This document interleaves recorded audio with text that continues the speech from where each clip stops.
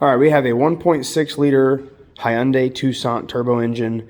Had a rod bearing failure, assumably a rod bearing failure. It got diagnosed by a dealership, basically said rod bearing failed, needs an engine. I put a new engine in this car, and I'm just going to tear this one down and actually see what happened. Did we have a rod bearing fail? Did we have a wrist pin, maybe a timing fail, a guide broken there? Everything looks decent as far as the cams go. All the lifter cups and everything are still intact. This engine turns over fantastic for what it is. So it spins over great. So tear it down little by little. Leave a comment what you think it is before I start turning into it. And we're going to actually find out what failed in this motor and the reason it needed an engine.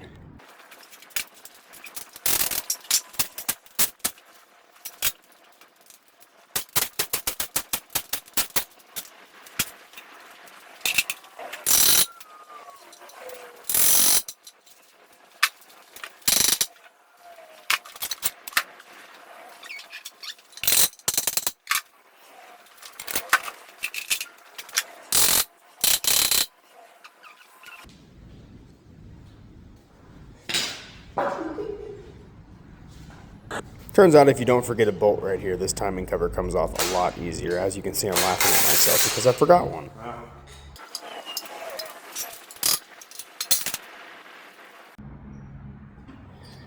All right, pull the timing cover off. Everything looks good. Guides are good, tensioner's good, all your guides here, chain looks good.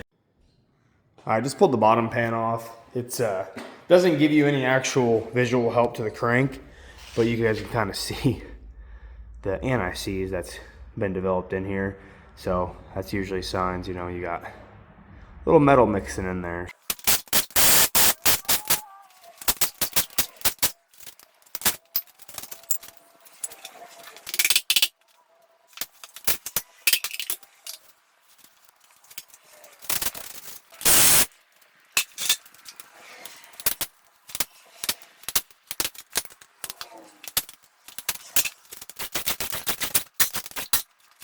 So I'm getting ready to show you is the main bearing cap. And you can see here's a bunch of pitting in it. I don't think this is a failed bearing. I think something else failed, like a rod bearing, and then got all those metal shavings into the crank bearings like that and pitted them really bad. All right, cylinder 2, rod bearing, completely gone. Absolutely gone. So that is the problem. We found it. Now we know.